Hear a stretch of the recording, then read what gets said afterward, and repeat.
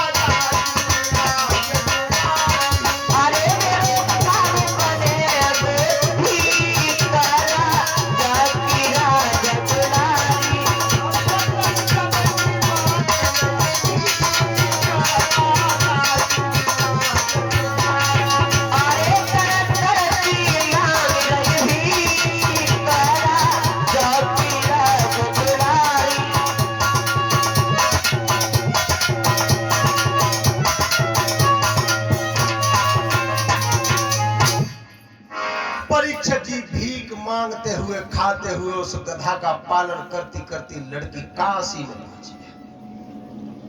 तो जिसमें काशी में कदम रखा तो राजा के जहां मजदूर काम करते थे उन मजदूरों में जाके भर्ती हुई। मिट्टी ढोती थी सिर पे, मिट्टी ढोती थी सिर पे। तो जब सिर पे मिट्टी का पला ला रही है भर के तब भी गधा संग है, और इधर से जब डाल की जा रही है तब भी गधा संग है। सब मजदूर आपस में सलाह करते हैं कि ये लड़की पागल है गई है, जी कम गम में ऐसी पागल गई है कि देखो ये मिट्टी सिर पे ढो रही है और गधा संग है। सुनते हो नौ की कहते हो बचना है। जब एक दिन सम्राट आए निकल के महाराज ने देखा है तो उस लड़की को इशारे से बुलाया अपने पास, बेटा धरा जब तुम मिट्टी ढोने का काम करती हो तो खुद अपने सिर पे मिट्टी ला रही हो, जो गधा खाली चल रहा है, ये कारण कौन सा है? पला रख दिया नीचे।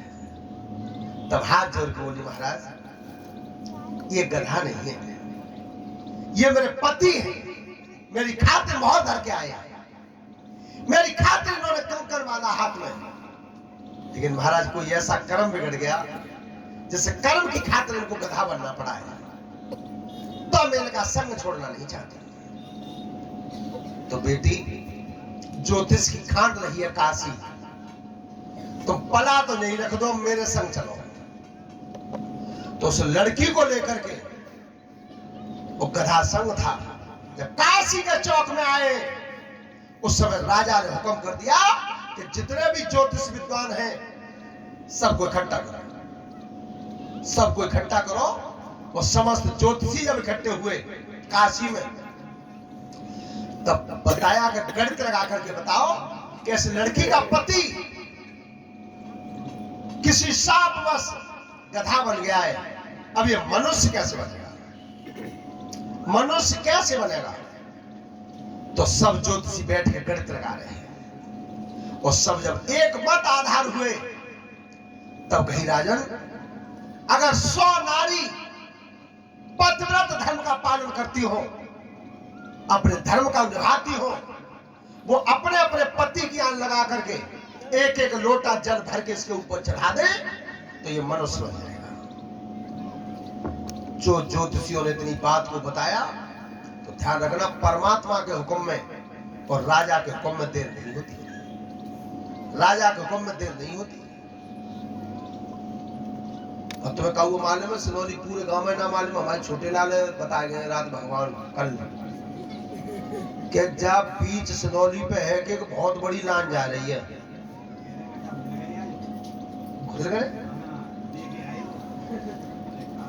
जो कह रहे कि वो रामपुर से आ रही है लान। अब जरा कौन से रामपुर से आ रही है तो देख रही हो पे खेतरों को हिसाब रख गया कहाँ है कि जा सकते सोता बंद हो। तो जिस समय आज महाराज ने आदेश कर दिया तो सब नारियां राजा के हुक्म का पालन कर रही है। राजा के हुक्म का जीवन में ध्यान रखना, राजा को जो ओहदा होता है वो परमात्मा के बराबर होता है। तो राजा आदेश करे तो प्रजा को पालन करना चाहिए। तो उस समय भी नारी जब लोटा भर के लाती है और बीच चौक में गधा को खड़ा कर दिया था, तो लोटा जब डाला भर के तो चेहरा की तरफ से डाला, तो स्थिति बदली कैसे गधा की? कैसे? अरे लोटा भर के खड़ी भई और पत के शीशा घुमाती है।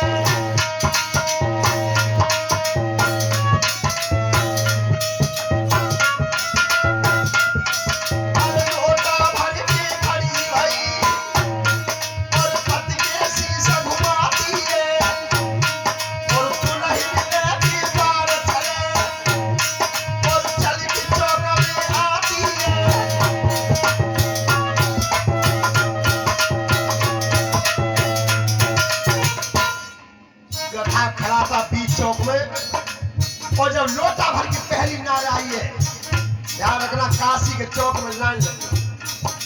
क्या?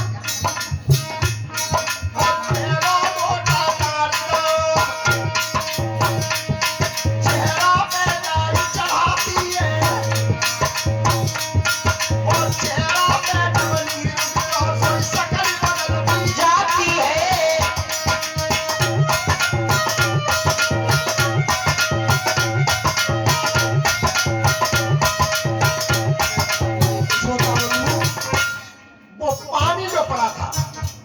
वो चेहरा पे से चेहरा पे से, और जितना पानी पड़ता गया उतनी सूरत बदलती। लोटा परीक्षा की चढ़े के अरे 90 चढ़ गए और जंतु लगा बैसाखी और एक लोटा की कमी रही तो पूछ रही गई बाकी है।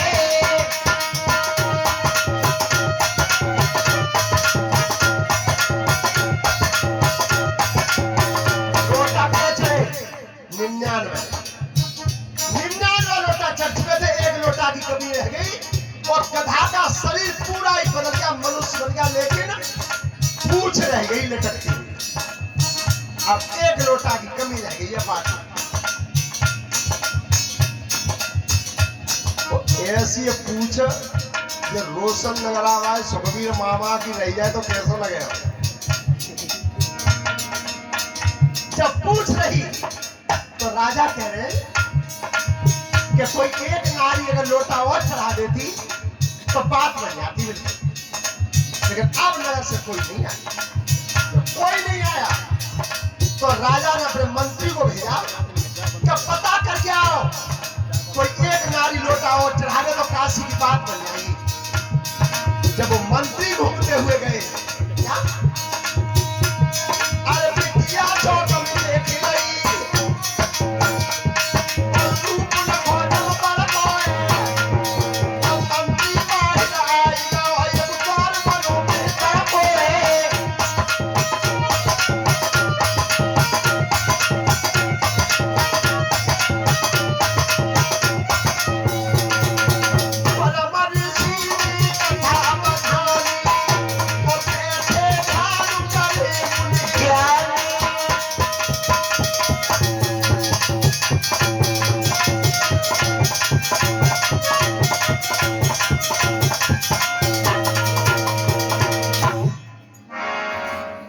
जब मंत्री घूमते हुए गए नगर में और किसी ने हामी जब नहीं भरी तो काशी नगर से बाहर एक मेहतर का घर बना हुआ था।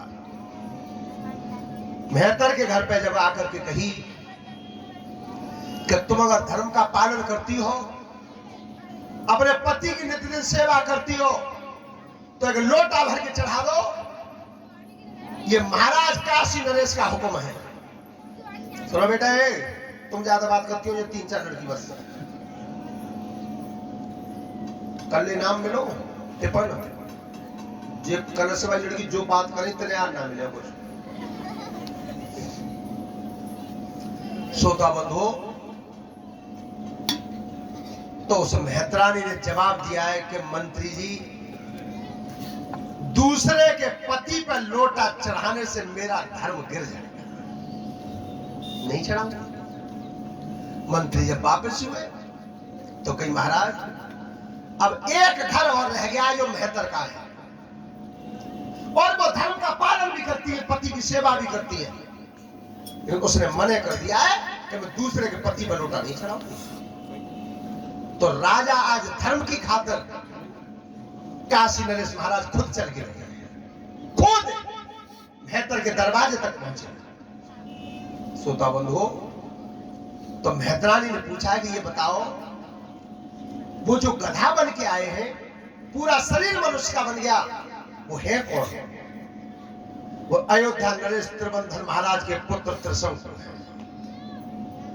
तो महाराज अगर तुम मेरे घर तक आए हो तो मैं चल तो रही हूं, लोटा भर के भी ले चलूंगी, पानी की एक एक बूंद गिन के डालूंगी, और जिस समय पूछ खत्म हो जाएगी उसी समय पानी बंद कर दूंगी। पर महाराज बात करवा दो राजा से, बस चलो आ जाओ। तो आज काशी नरेश उस मेहतरानी को लेकर के आए, तो इधर तो वो लड़की खड़ी थी कमला, और इधर त्रिशंकु महाराज खड़े थे। शरीर पूरा ही बहुत सुंदर सोने का सा बन गया था, लेकिन पूंछ लटक रही थी गधा की, वो पूंछ ही बाकी रह गई थी। तब कही महाराज आप अयोध्या नरेश हैं? हाँ। तो पूंछ मिट जाएगी, मैं पानी चढ़ा रही हूं, पानी की बूंद गिन गिन के, लेकिन पहले मैं मांगू सो तुम्हें देना। अब त्रिशंकु महाराज सोच रहे कि शरीर बढ़िया है जाए, चाहे भले ही आदो राज ले, क्यों? जब दुनिया में सुख क्या है, पहला सुख कौन सा है, ये बताया गोस्वामी जी ने रामचरितमानस में।